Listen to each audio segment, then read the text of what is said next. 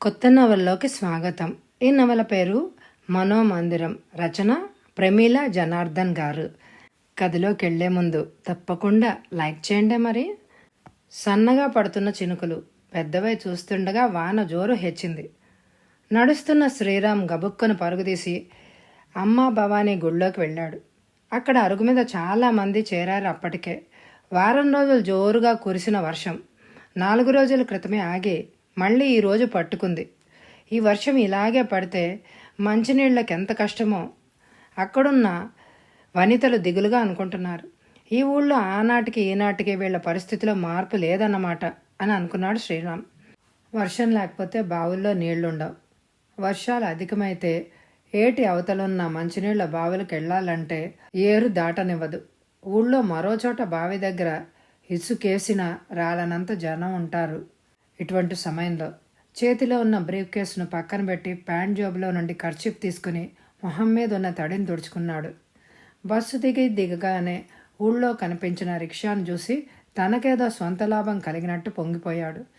తను పుట్టి పెరిగిన ఊరు జమ్మలమడుగు. తను విడిచి వెళ్ళిన నాటికి పల్లెగాక పట్నం కాక ఉంది. గోడలకు అతికించిన సినిమా పోస్టర్ను చూసి మరో సినిమా హాల్ వచ్చింది అని తెలుసుకున్నాడు. స్కూలు వదలగానే ఏటి ఒడ్డుకు వెళ్ళి స్నేహితులతో ఆడుకోవడం, వచ్చేటప్పుడు ఇసుక చల్లుకోవడం, ఇంటికొచ్చి బట్టలు మాపుకొని తల నిండా ఇసుక పోసుకున్నందుకు తన్నులు తినడం గుర్తొచ్చి నవ్వుకున్నాడు. దాదాపు 4 ఏళ్ల తర్వాత ఈ ఊళ్ళోకి అడుగుపెట్టాడు. ఆనాడు సరిగ్గా ఇదే వాతావరణం. కలత పడిన మనసుతో వెళ్తూ తిరిగి చూడకూడదనుకున్న మనుషుల కోసం మళ్ళీ వచ్చాడు. రిక్షాలో వెళ్తే ఎప్పుడో ఇల్లు చేరుకునేవాడు. కానీ ఊళ్ళో జరిగిన మార్పులు ఏంటో తెలుసుకోవాలనే ఉత్సుకతతో నడక సాగించాడు. అప్రయత్నంగా వెనక్కి తిరిగి చూశాడు. అమ్మవారి ప్రసన్న వదనం తేజోవంతంగా కనిపించి భక్తి భావం కలిగిస్తోంది. చెప్పులు విప్పి 2 అడుగులు ముందుకేసి చేతులు జోడించాడు. ఆ అమ్మవారి ప్రశాంత వదనం తనకు అత్యంత ప్రియమైంది. ఎవ్వరికీ వినిపించుకోలేని బాధలు ఆ తల్లికి వినిపించుకుని ఊరట చెందేవాడు. సంధ్యా సమయంలో కొందరు స్త్రీలు అక్కడికి చేరి ఆ శక్తి స్వరూపిణిని కీర్తిస్తూ ఉంటే పరవశంగా వినేవాడు. ఆనాటి జ్ఞాపకాలు మదిలో మెదిలాయి. కొద్దిసేపటి తర్వాత చెప్పులు వేసుకుని బ్రీఫ్ కేసును చేతబట్టుకుని ఒక్క మెట్టు దిగాడు. ఎవరో ఊరికి కొత్తవాళ్లా ఉన్నావు, ఎవరింటికో? అతడు ధరించిన దుస్తుల వంక మెడ చుట్టూ చుట్టుకొని గుండెల మీదుగా వేలాడుతున్న ఎర్రటి మఫ్లర్ వంక చూసి గుసగుసగా అనుకుంటున్నారు అక్కడున్న వ్యక్తులు. రామ్ వెనక్కి తిరిగి చూశాడు. అక్కడి వారందరూ అపరిచితులే. అదే అనుకున్నాడేమో. ఒక మధ్య వయస్కుడు అతని వంక చూస్తూ మీరెవరింటికి వెళ్ళాలి అని అడిగాడు ఉత్సుకతని ఆపుకోలేక. అనంతయ్య గారింటికి. వాన జోరు తగ్గినట్లు అనిపించింది. అతడు మీకేమవుతాడు? ఆయన మా నాన్న. మరో మాట మాట్లాడకుండా గబగబా మెట్లు దిగేశాడు.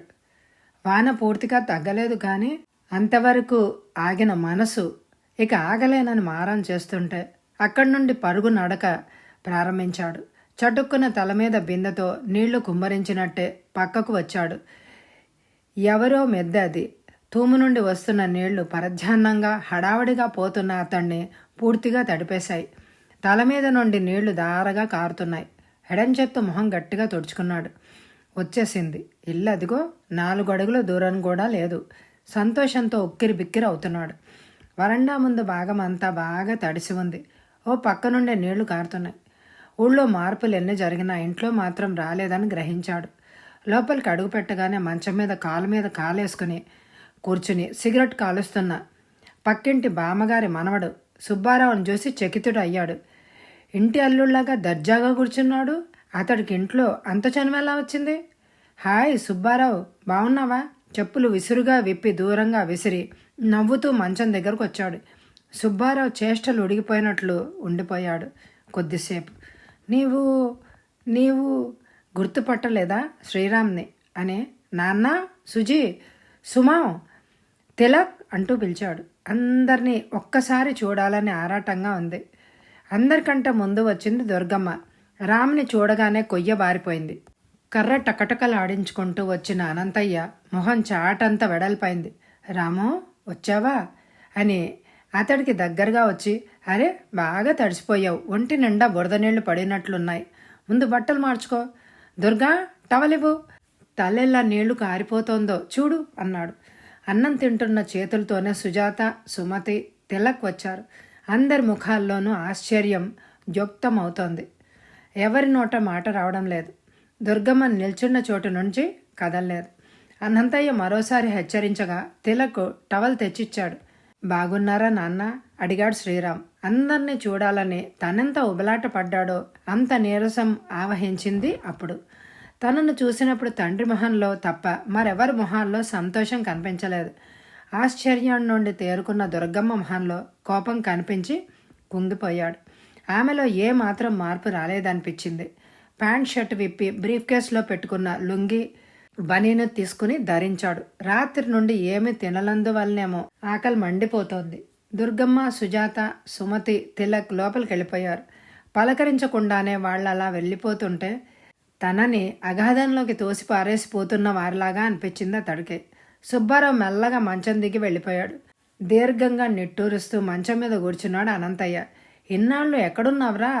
కొడుకు కుశల ప్రశ్నలకు జవాబు చెప్పకుండానే అడిగాడు. నేనెక్కడుంటేనే బానే ఉన్నాను. అప్రయత్నంగా మాటలు కరుకుగా వెలువడ్డాయి. దోషిలా తలవంచుకున్నాడు అనంతయ్య. రాము, ఎందుకు వచ్చావురా మళ్ళీ ఇంటికి? వేదనగా అన్నాడు. గతి లేక చిరగ్గా సమాధానం చెప్పి ఆలోచనలో పడ్డాడు. అవును, తను ఎందుకు వచ్చాడు ఇక్కడికి? తండ్రి మనసు కష్టపెట్టేందుక? తన వారు అనుకున్న వాళ్ళని చూసి ఆనందించడానికా? మరుక్షణంలో బాధ. తనకు ఆ అదృష్టం లేదు. తన వాళ్ళు అనుకునే వాళ్ళంతా తనని ఇష్టపడని వాళ్లే. తన నీడను కూడా అసహించుకుంటారు. తెలిసి తను ఇలా సంబరపడుతూ వచ్చాడు అంటే పూర్తిగా అవివేకమే. కళ్ళు చెమ్మగిల్లాయి. నా బాధ నీకు అర్థం కాదురా.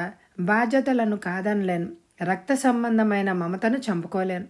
రెండిటి మధ్య నలిగే శక్తి నాకిప్పుడు లేదురా. రోజులు లెక్క పెట్టుకుంటూ బ్రతుకుతున్న బ్రతుకు నాది. నేడో రేపో రాలిపోయే నా చుట్టూ బోలెడు సమస్యలు, బోలెడు అప్పులు.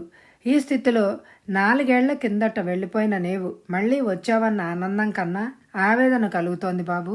ఏం చెయ్యలేని నిస్సహాయున్నైన ఈ తండ్రి మీద నీకెందుకంత కోపం, అసహ్యం ఉన్నాయో నాకు తెలుసు.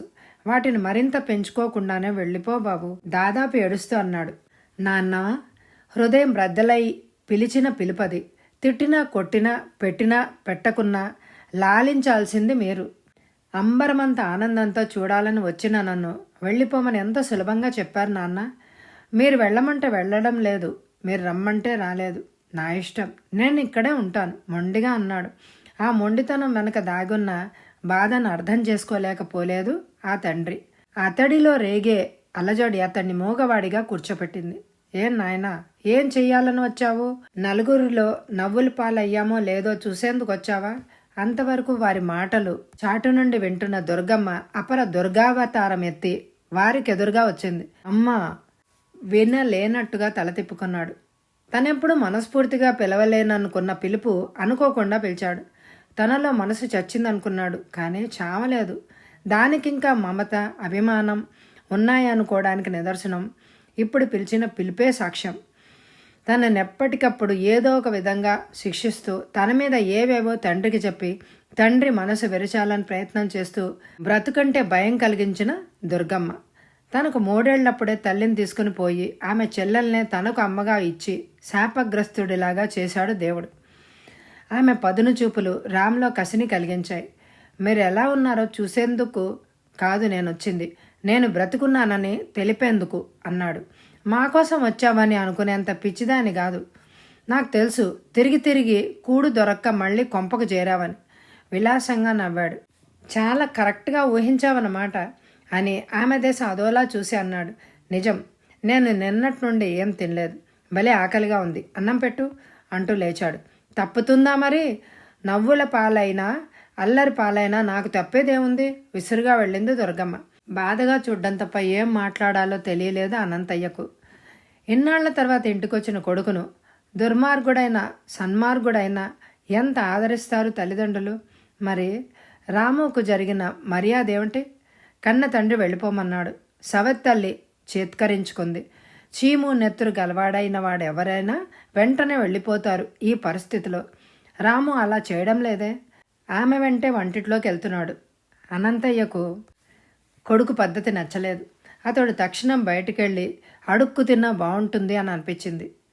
అరగంట కిందటే తన అల్లుడు సుబ్బారావుతో పాటు కూర్చుని భోంచేశాడు. పిల్లలందరూ తినడమైంది. ఇక రాము ఒక్కడే కూర్చోవాలి. బాధగా అనుకుని మెల్లగా లేచి వంటింటి వైపు నడిచాడు. కర్ర చప్పుడు వినిపించి వెనక్కి తిరిగి చూశాడు శ్రీరామ్. కంచంలో వేసిన ఉల్లికారం అన్నం కలిపి ముద్ద చేతికి తీసుకుని తండ్రి వైపు దానివైపు మార్చి మార్చి చూశాడు. ఆకలి అనిపించి తినాలనుకున్నాడే కానీ ముద్ద నోటికి ఎక్కడం లేదు. దుర్గమ్మ మౌనంగా వడ్డించి సామాన్లు సర్దుతున్నది.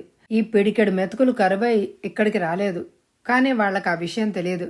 మూర్ఖత్వంతో, ఈర్ష్య, అసూయలతో చిన్నచూపు చూస్తున్న దుర్గమ్మ చెల్లెళ్ల, తమ్ముళ్ల మీద అంతులేని కోపం వచ్చింది. కంచంలో ఉన్న అన్నం తిని చేతులు కడుక్కున్నాడు. అదేమిట్రా మళ్ళీ పెట్టించుకోలేదే? మజ్జిగన్నమైనా తినాల్సింది, అన్నంతయ్య నొచ్చుకుంటూ అన్నాడు. కడుపు నిండిపోయింది నాన్న అంటూ లేచాడు. వరండాలో నిలిచిన నీళ్లను చిమ్ముతోంది సుమతి. సుబ్బారావు, సుజాత ఓ పక్కగా నిల్చుని చూస్తున్నారు. తిలక్ సుమతికేవో సలహాలిస్తూ తిరుగుతున్నాడు. వర్షం వచ్చి ఇల్లంతా బురదగా ఉందని మహాకోపంగా ఉందా తడికి. అప్పుడే వాన కొద్దిగా వెలిసింది.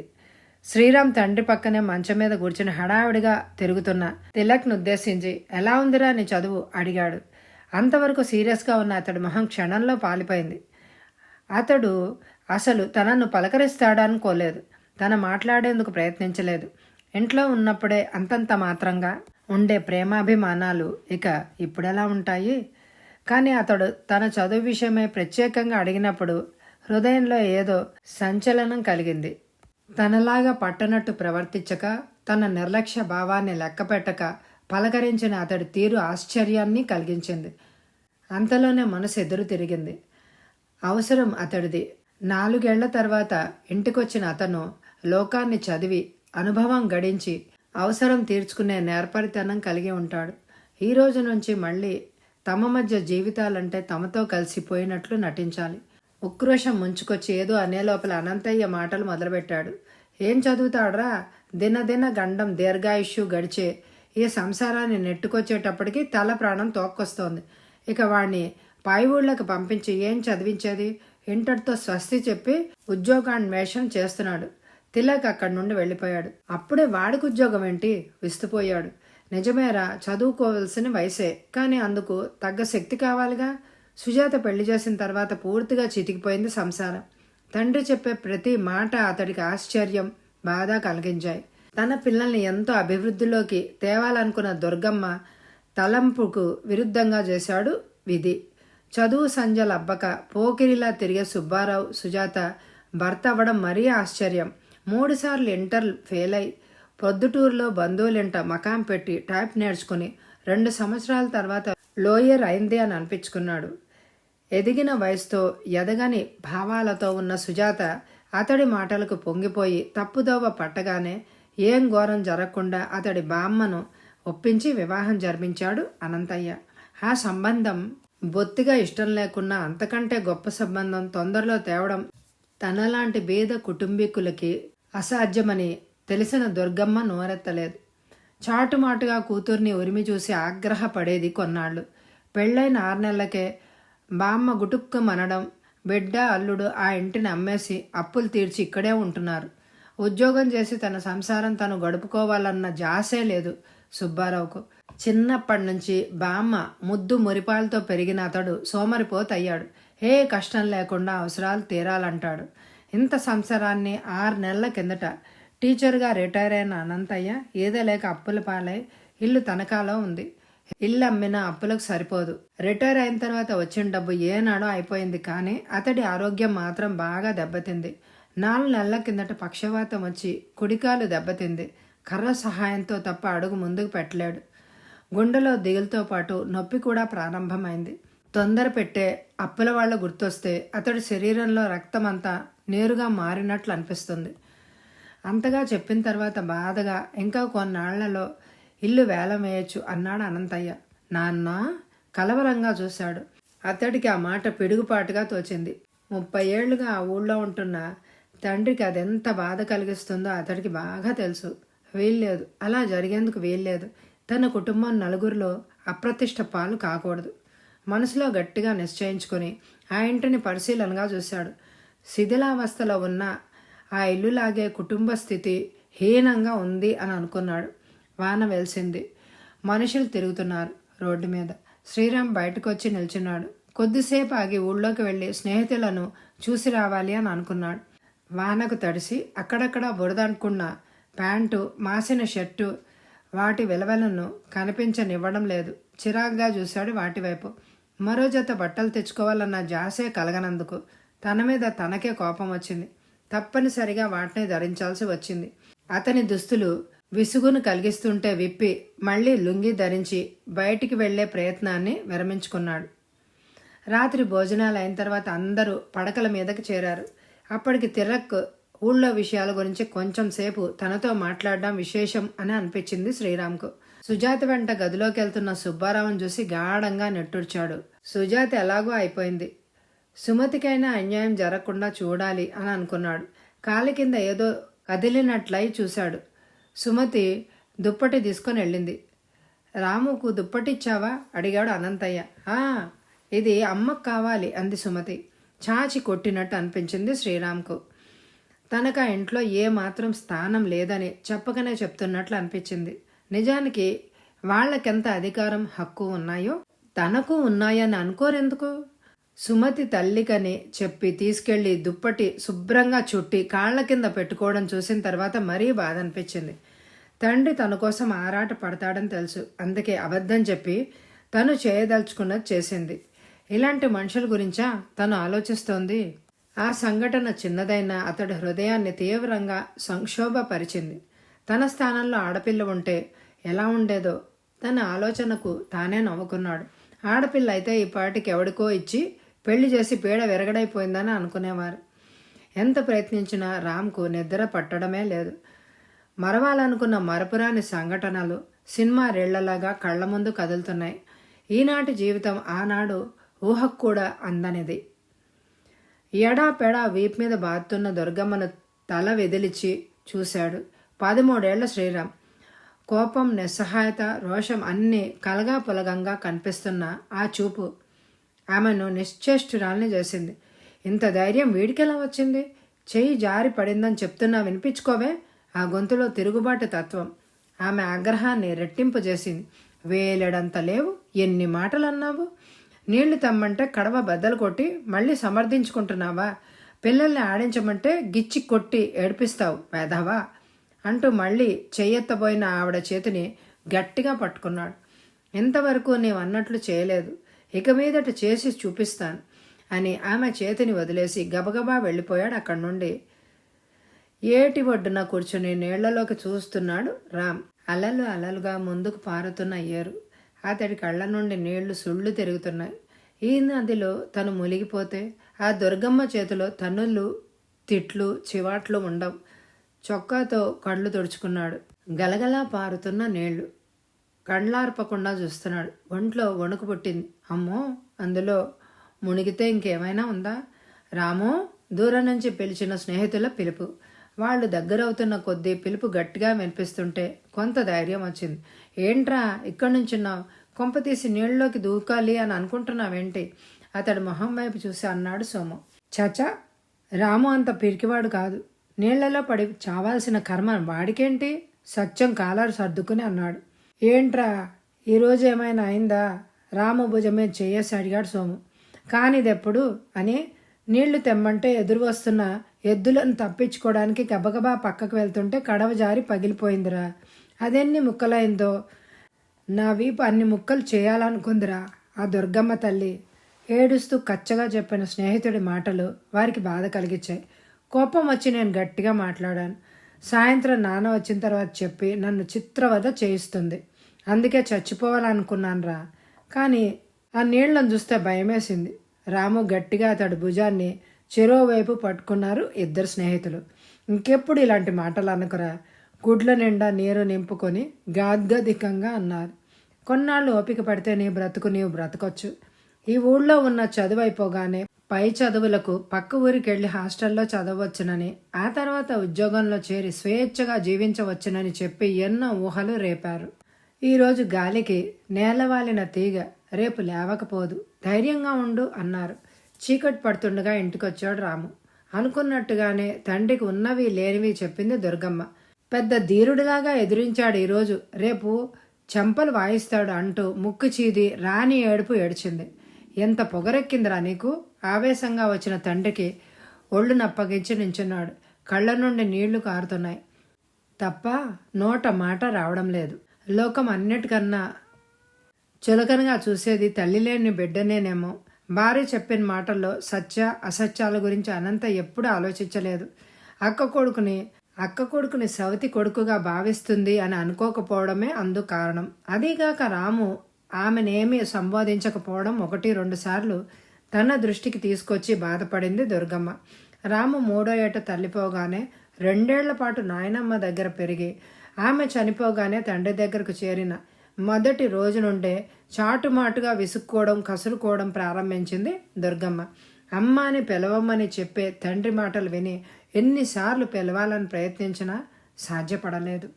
అతడి మనసు ఆ మాటను ఉచ్చరించేందుకు అంగీకరించలేదు. ఆ పసితనం నుంచే చిన్ననాటి నుండి అలవాటు లేని పిలుపు. కొత్తగా అలవాటు చేసుకోలేకపోతున్నాడని భావించి ఆ విషయాన్ని అంతగా పట్టించుకోలేదు అనంతయ్య. భార్య ఆ విషయం ఎత్తినా పోన్లేదు, బుద్ధి తెలిసిన తర్వాత వాడే పిలుస్తాడు అని అనేవాడు. మౌనంగా దెబ్బలు భరిస్తున్న కొడుకుని చూసి పితృహృదయం కలవరపడింది. రాము అంటూ భుజం పట్టి కుదిపాడు ఆత్రంగా. తండ్రి వంక క్షణకాలం చూసి అక్కడి నుండి వెళ్ళిపోయాడు రాము. తండ్రితో అలా దెబ్బలు తినడం అతడికి కొత్త కాదు. కానీ ఈరోజు తండ్రి కళ్ళలో ఏదో కొత్త భావం కనిపించింది. పిల్లలు ఏడ్చినా, వాళ్ళెక్కడైనా పడినా అతడిదే తప్పన్నట్టు మాట్లాడి కొడుతుంది దుర్గమ్మ. పుస్తకం ముందు పెట్టుకొని కూర్చున్న రాము మెదడులో ఎన్నో ఆలోచనలు. తను పెద్ద చదువు చదివి ఉద్యోగస్తుడై దర్జాగా ఆఫీస్కి వెళ్తున్నట్టే ఉంది. ఎప్పుడైనా తండ్రి కొడుతూ ఉంటే బిగ్గరగా ఏడ్చేవాడు. కానీ ఈరోజు అలా చేయలేదు. అతడి ఆలోచనలు భవిష్యత్తు పైన పరిగెడుతూ ఉంటే దెబ్బల బాధ తెలియడమే లేదు. ఈరోజు కొద్ది రోజుల తర్వాత మిగిలేదంతా ఆనందమయమే జీవితం అని అనుకున్నాడు. ఇన్నాళ్లకు జ్ఞానోదయం అయిందని సంతోషించాడు అంతే. ఆ తర్వాత ఎప్పుడు దుర్గమ్మ మాటలకు ఎదురు చెప్పలేదు. బాధను దిగమింగలేదు. ఎప్పుడు అంబా భవానీ ముందు నివేదించుకునేవాడు. తన కష్టసుఖాలు వినేందుకు ఆ దేవి అక్కడ వెలిసింది అని అనుకునేవాడు. అది కాదు నాన్న, అమ్మ చెప్పేది అబద్ధం అంటూ తను వినడని తెలిసినా ఏదో చెప్పాలని తాపత్రయపడే కొడుకు ఇప్పుడు అలా చేయకపోవడం గుర్తించిన అనంతయ్య హృదయం బాధతో నిండిపోయింది. తన ఇన్నాళ్ళు నమ్మింది అబద్ధమని మనసు గట్టిగా చెప్తుంటే విలవెల్లాడిపోయాడు. తనేది జరగకూడదని అనుకున్నాడో అదే జరిగింది. రోజులు గడుస్తున్నాయి. రామ్ ఇంటర్ ఫస్ట్ క్లాస్లో పాస్ అయ్యాడు. అతడితో పాటు చదువుకున్న సుబ్బారావు తప్పి కూర్చున్నాడు. కలలుగన్న జీవితం అనుభవంలోకి వస్తుందన్న ఆశతో ఎదురుచూస్తున్న రామ్ తండ్రి మాటలు విని ప్రపంచమే స్తంభించిపోయినట్టుగా నిలబడిపోయాడు.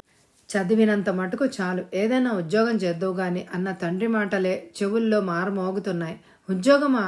ఈ చదువుకి ఎవరిస్తారు ఉద్యోగం? చాలాసేపటి తర్వాత గొంతు పగిలింది. వచ్చే ఉద్యోగమే చెయ్యి, దుర్గమ్మ జవాబు. ఆ మాటలు విననట్టే తండ్రి దశ తిరిగాడు. 3 ఏళ్లు కష్టపడితే ఆ మాట పూర్తి కాకుండానే అన్నాడు అనంతయ్య. చెప్పాను కదా చదివింది చాలానే. నిన్ను పై చదువులకు పంపించి మిగతా వాళ్ళని ఏం చేయాలి? జీతంగాక ట్యూషన్ల మీద అంతో ఎంతో సంపాదిస్తున్నాను. అతడు కొడుకును కాలేజీకి పంపలేని స్థితిలో మాత్రం లేడు. కానీ రామ్ కోసం డబ్బు ఖర్చు పెట్టడం ససేమేరా ఒప్పుకోనని ఖచ్చితంగా చెప్పి తన కుచ్చితపు మనసును తనంత తానే ప్రకాశంగా బయటపెట్టుకుంది దుర్గమ్మ. తన పిల్లలకేదో అన్యాయం జరుగుతున్నట్టు గోల పెట్టింది. అబ్బబ్బా, ఇప్పుడేం జరిగిందని ఇంత గోల పెడుతున్నావు? విసుక్కున్నాడు అనంతయ్య. ఇక అక్కడ నిల్చోలేక నిస్పృహగా బయటికి వెళ్ళిపోయాడు రామ్. అతని మిత్రులందరూ అప్పటికే ఏటి ఒడ్డున సమావేశాలు అయ్యారు. ఏన్రా, 2 రోజులే టైం ఉంది, సీటుకి అప్లై చేశావా? అడుగులో అడుగు వేసుకుంటూ వస్తున్న రామ్ని మిత్ర బృందం చుట్టుముట్టింది. ఆ అదృష్టం నాకు లేదురా. అతడి మాటలకు ఉలిక్కిపడ్డాడు. నిజంరా, మా నాన్న ఒప్పుకోలేదు. రామ్ చెప్పిందంతా విని నెట్టూర్చి బాధపడ్డారు అందరు. పోనీలేరా, మనకింతే రాసుందనుకుందాం. పై చదువులకు వెళ్తే ఆర్థిక స్థితి లేని కొందరు మిత్రులు అన్నారు.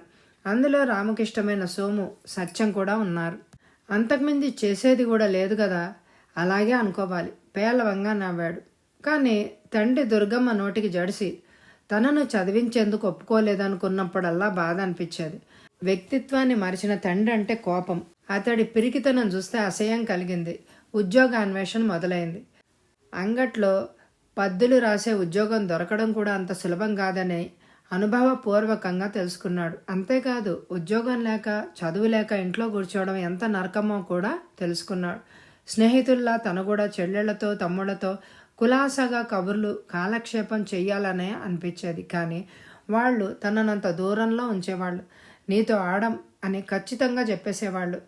కాదు, దుర్గమ్మే అలా చెప్పించేది. వాళ్ళ దగ్గరికి వెళ్తేనే కస్సుమని లేచేవాళ్ళు. అయినా అవేం పట్టించుకోకుండా ఏదో ఒకటి మాట్లాడాలని ఆరాట పడేవాడు. అబ్బబ్బా, వసపెట్టలా వాగుతూ ఉంటావు అంది ఓ రోజు సుజాత. చిన్న బుచ్చుకొని సిగ్గుపడ్డాడు రామ్. తనంత వాగుతున్నాడా? కాదు కాదు, హృదయం ఘోషించింది. తన వారందరితో కలిసి సంతోషంగా ఉండాలని ఆరాట పడుతున్నాడు. అర్థం చేసుకోలేదు ఎవ్వరు. నిస్పృహగా అనుకున్నాడు. పనేమీ లేకపోవడం, స్నేహితుల ఇళ్లకు తరచుగా వెళ్ళడం తటస్థిస్తోంది ఈ మధ్య. వాళ్ళింట్లో అందరూ కూర్చుని కబుర్లు చెప్పుకుంటూనో, చెల్లెళ్ళు తమ్ముళ్లతో సరదాగా చదరంగం మరేదో ఆట ఆడుతూనో ఉంటే అప్రయత్నంగా తన మీద తనకే జాలి కలుగుతూ ఉంది. వాళ్ళ తమ్ముళ్ళ గురించి చెల్లెళ్ళ గురించి మాట్లాడుతుంటే ఎలాగో అనిపించేది. తను వాళ్ళలాగా అదృష్టవంతుడు కాదనే తిట్టుకునేవాడు. బట్టల షాప్లో గుమాస్తాగా చేరాడు 6 నెలల కిందట. 5 ఏళ్ల కాలం రామ్ జీవితాన్ని ఏం మాత్రం మార్చలేకపోయింది. తండ్రి పట్టి పట్టనట్టు ప్రవర్తిస్తాడు. దుర్గమ్మ చిటపటలు ఎక్కువయ్యాయి. మరో సంపాదన ఒరిగిపోతున్నట్టు పొద్దునే బయలుదేరతాడు అంటూ 70 రూపాయలు జీతమేనని వెక్కిరింపే కాక తొందరగా లేచి కాఫీ టిఫిన్ చేసి పెడుతూ తను కష్టపడిపోతున్నాను అని చెప్పేది. రామ్ జీతంలో కొంత ఉద్యోగాలకు అప్లికేషన్ పెట్టేందుకు ఖర్చు అయ్యేది. ఒక్క ఇంటర్వ్యూ కూడా రాలేదు. కానీ దుర్గమ్మ కోపం మాత్రం అధికమయ్యేది, డబ్బు ఖర్చు అయిందని. మిగతా నిరుద్యోగులైన కొందరు స్నేహితులను చూసి తనకి మాత్రం ఉద్యోగమైనా దొరికిందని సంతోషపడుతూ ఉండేవాడు. అది లేకపోతే అప్లికేషన్లు కూడా తమ తండ్రిని అడిగి తండ్రి దీనంగా దుర్గమ్మ వైపు చూడాల్సి వచ్చేదనుకుని చాలాసార్లు నవ్వుకున్నాడు. కానీ ఆ తృప్తి ఎంతో కాలం నిలవలేంబలేదు ఆ దేవుడు. షాప్ యజమాని చనిపోవడం, కొడుకులు తమ వల్ల కాదని బిజినెస్ మొత్తం అమ్మివేయడం జరిగింది. రామ్ జీవితంలో 15 రోజులు దుర్భరంగా గడిచాయి. ఆ రోజు అవును, బాగా గుర్తుంది. పొద్దుటి నుండి వర్షం వస్తోంది. కడప కలెక్టర్ ఆఫీస్లో క్లర్క్ ఉద్యోగాలు ఖాళీగా ఉన్నాయట. 2 రోజుల్లోనే ఉంది, అప్లై చేయాలి. ఆఖరి తేదీ. క్రిందటి రోజు సాయంత్రం లైబ్రరీలో పేపర్లో చూశాడు. తండ్రిని అడిగి డబ్బులు తెప్పించుకొని అప్లై చేయాలి అని అనుకున్నాడు. వీలైతే కడపకు వెళ్తే బాగుంటుంది అని అనుకున్నాడు. అదే విషయం తండ్రితో చెప్తే మండిపడ్డాడు. వెళ్తావు, ఎందుకు వెళ్ళవు? నా ప్రాణం తీసేందుకు తయారయ్యావు. అతడి స్థితి అరకత్తెరలో పోకచెక్కలాగా ఉంది. ఒకవైపు కొడుకు కన్న మమకారం, మరోవైపు భార్య ఆగడం చేస్తే తన కుటుంబం నలుగురిలో నవ్వుల పాలు అవుతుందన్న భీతి అశాంతి పాలు చేసి ఆలోచన రహితుణ్ణి చేశాయి. నాన్న, ఈ అవకాశం పోతే మళ్ళీ రాదు. నచ్చ చెప్పాలని ప్రయత్నం. ఇన్నాళ్ళు ఎంత డబ్బు తగలేజలేదు. ఉద్యోగం వచ్చిందా? అయినా నువ్వు చదివిన చదువుకి ఉద్యోగాలిచ్చే వెర్రి వెంగళాయిలు ఎవ్వరూ లేరక్కడ. గవర్నమెంట్ ఉద్యోగం చేసే అదృష్టం అందరికీ ఉంటుందా? దుర్గమ్మ మాటలు. తండ్రి మౌనాన్ని చూసి రామ్ అంతరాళంలో దినదిన ప్రవర్తమానమై నిగ్రహించుకుంటున్న కోప పొరలు చీల్చుకొని వెళ్ళవలా వచ్చింది. అతడి కళ్ళు చింత నిప్పులై ఉన్నాయి. తన భవిష్యత్తు అధపాతాళానికి తొక్కుతున్న రాక్షసిలాగా అనిపించింది. చీత్కారంగా చూశాడు దుర్గమ్మ వైపు. ఎన్నో ఏళ్లుగా ఉన్న ఓర్పు, సహనం ఆ క్షణంలో నశించిపోయాయి. ఏంటి, గవర్నమెంట్ ఉద్యోగం చేసే అదృష్టం అందరికీ ఉండదా? పగలబడి నవ్విన నవ్వులో ఇన్నాళ్ళు దాచుకున్న ఆవేదన కన్నీటి రూపంలో వెలికి వచ్చింది. చేస్తాను, అంతకన్నా గొప్ప ఉద్యోగమే చేస్తాను. నన్ను చూసి ఆ రోజున నీవు కుళ్ళిపోవాలి. నన్ను ఉంచాలనుకున్న స్థితిలో నీ పిల్లలు ఉండకుండా చూసుకో. ఎంతెంత మాటలు నేర్చావురా. ఇన్నాళ్ళు నిన్ను పెంచడం పాముకి పాలు పోసినట్టే అయింది. పెంచావు, ఆ మాట నెందుకు నీకు నోరెలా వచ్చింది? నీవు పెంచావా? కాదు, నేను మొండిగా పెరిగాను. కన్న తండ్రి నాకొక దారి చూపించకపోవడనే ఊహలతో పెరిగిపోయాను. కానీ అతడు నోరేనాడో మూసుకుపోయిందని, అతడు ఒట్టి మరబొమ్మ లాంటి వాడని, ఏమీ చెయ్యలేని అసమర్థుడని తెలుసుకున్న తర్వాత నా ద్రోవ నేనే చూసుకోవాలని తెలిసింది. అవ్వా, తండ్రి అని కూడా లెక్క చేయకుండా మాట్లాడుతున్నావా? ఎంత అహంకారం! గర్జించింది దుర్గమ్మ. కన్నంత మాత్రానికే తండ్రి తల్లి అనే అభిమానం కలగదు. రాము గట్టిగా అరిచి చెంప చెళ్ళు మనిపించాడు అనంతయ్య. అతడిలో రక్తం కుతకుతం అంటోంది. పెద్దవాళ్ళన్న గౌరవం కూడా లేకుండా పోయింది. ఆవేశపడుతున్నాడు. పో, వెళ్ళిపో, ఒక్క క్షణం కూడా నిలవద్దు. నేనంటే లెక్కలేని వాడు, తండ్రిని కూడా గౌరవించలేని నీకు ఈ ఇంట్లో స్థానం లేదు. దుర్గమ్మ గొంతు చించుకొని అంటుంటే అనంతయ్య పలకలేదు. ఆవేశంతో ఊగిపోతున్న అతడి మాట అదేనేమో. తండ్రి చేతి దెబ్బను బలంగా రుచి చూసిన చెంపను తడుముకుంటూ తండ్రి దిశ తిరిగి చూసి గబగబా పక్క గదిలోకి వెళ్ళి సంచిలో జత బట్టలు తురుముకుని బయటికి వెళ్ళిపోయాడు రాము. జరిగిందేమిటో తెలుసుకుని అనంతయ్య పిలిచేసరికి సమయం మించిపోయింది. అప్పటికే సందు దాటి వెళ్ళిపోయాడు రామ్. హోరున కురుస్తున్న వానలో తడిసి ముద్దవుతూనే అమ్మవారి ఆలయానికి వచ్చి నమస్కరించి గబగబా బస్టాండ్ వైపు నడిచాడు. బస్ ఎక్కాలంటే డబ్బులు లేవని గుర్తొచ్చి నీరు గారిపోయాడు. ఎలా అని ఆలోచిస్తుండగానే సోము వాళ్ళ నాన్న రంగయ్య డ్రైవ్ చేస్తున్న లారీ వచ్చింది. ఏంటి ఇక్కడి నుంచున్నావు అని అడిగాడు అతను. లారీ ఎక్కడికండి వెళ్తుంది? అతడి ప్రశ్న వినిపించుకోకుండా ఆత్రంగా అడిగాడు. కర్నూలుకు అని చెప్పగానే గబుక్కున డోర్ తెరుచుకుని ఎక్కి కూర్చున్నాడు. త్రోవలో సంగతంతా చెప్పి తన బ్రతుకు తను బ్రతికేందుకు వెళ్తున్నాను అన్నాడు. మంచి పని చేశావు రాము, నీ త్రోవ నీవు చూసుకోవడమే మంచిది. మీ నాన్న నీకేమీ చేయలేడు అన్నాడు Rangayya. Lorry Kurnool railway station దగ్గర ఆపి తన జేబులో ఉన్న 4 రూపాయల్లో 3 రూపాయలు ఇవ్వబోయిన అతన్ని వారించాడు రామ్. ఈ డబ్బుతో నీకు జరిగిపోతుందని కాదు బాబు, ఏది ఎట్లా ఉన్నా కడుపు ఊరుకోదు కదా, ఇంత ఏదైనా తిని ముందు బ్రతుకుని గురించి ఆలోచించుకో అనే జేబులో పెట్టేసి వెళ్ళిపోయాడు. ఆ రోజు కలత పడిన మనసుతో తడి బట్టలతో గజగజ వణుకుతూ రంగయ్య ఇచ్చిన డబ్బులతో రూపాయి పెట్టి బ్రెడ్ కాఫీ తీసుకుని టికెట్ లేకుండా హైదరాబాద్ వెళ్ళే ట్రైన్ ఎక్కాడు. కడపలో ఆ ఉద్యోగం తనకొస్తుందో రాదో అనుమానంగా ఉన్న దానికోసం ప్రయత్నించే ఓపిక లేదు ఇప్పుడు. ముందు జీవితం తనకు సవాల్ లాంటిది, ఎలా ఉంటుందో. ఆనాడంత భీతి చెందాడు తను అని అనుకుని నవ్వుకున్నాడు రామ్. గత స్మృతులు మెదిలి మనసు ఇప్పుడు అహంకార తెరను కప్పుకుంది. ఆనాడు ఉద్యోగానికి అడ్డుపుల్ల వేసిన దుర్గమ్మ ఇప్పుడు తనను చూసి ఏడవాలి. తన నాడు ఆవేశంతో అన్న మాటలు యథార్థం అవుతాయని అనుకోలేదు. దుర్గమ్మ పిల్లల్ని అభివృద్ధిలోకి తేలేకపోయింది. చితికిపోయిన తన సంసారాన్ని ఇక తండ్రి లాగలేడు. వీళ్ళందరినీ తనతో పాటు తీసుకెళ్తే తన బాధ్యత నిర్వర్తించుకున్నట్లే. కాక ఆనాడు అసహించుకున్న దుర్గమ్మకు ఆమె పిల్లలకు తనంటే ఏమిటో తెలుస్తుంది, చెప్తాడు కూడా. అలా అనుకుంటే మనసుకు ఎంతో తృప్తిగా ఉంది. ఇప్పుడు తనెన్నాళ్లుగాను ఎదురుచూస్తున్న రోజు వచ్చిందని సంభ్రమంగా ఉంది. గతం తాలూకు స్మృతుల బాధలో నుండి కసిని పెంచుకున్న కొడుకు అంతరంగాన్ని ఎరుగని తండ్రి హృదయం బాధపడుతోంది. రామ్ కోసం ఎంత తిరిగాడతను, లాభం లేకపోయింది. చేతులు కాలిన తర్వాత ఆకులు పట్టుకున్న చందం అయింది. రంగయ్య చెప్పగా కర్నూలుకు వెళ్ళాడు. కానీ ప్రయోజనం శూన్యం. వాడి మనసు ఎంత దెబ్బతిందో. తనకు ఘోరమైన శిక్షను విధించి వెళ్ళిపోయాడు. ఎదురుగా ఉన్నప్పుడు తెలియలేదు, కానీ వాడి ఎడబాటు తనకెంత బాధ కలిగించింది. మళ్ళీ జీవితంలో చూస్తాను అని అనుకోలేదు, కానీ రాము వచ్చాడు. ఆనందం అనంతయ్య నా రాత్రి నిద్రపోనివ్వలేదు. పొద్దున్న లేవగానే శ్రీరామ్ చెప్పిన మాట విని ఆశ్చర్యపోయారు అందరూ. అతడెక్కడు ఉంటున్నది, ఏ ఉద్యోగం చేస్తున్నది చెప్పనేలేదు. ఆ విషయం ఎవరూ అడగలేదు.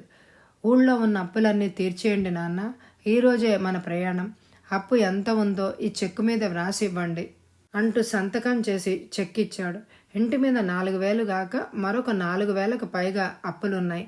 గొణిగినట్టుగా అనే కొడుకు మొహంలోకి చూశాడు అనంతయ్య. తండ్రి చేతిలో చెక్కు తీసుకుని 9,000కు రాసి చిల్లర అప్పులు అన్నీ తీర్చండి అని అన్నాడు. దుర్గమ్మ కళ్ళు వెడల్పు చేసుకొని చూసింది. రాము, ఇంత డబ్బు? భయంగా చూశాడు అనంతయ్య. దొంగతనం చేయలేదు, మోసం చేసి సంపాదించలేదు అని అక్కడి నుంచి వెళ్ళిపోయాడు. 10 నిమిషాల్లో అందరి నిర్ణయం జరిగిపోయింది.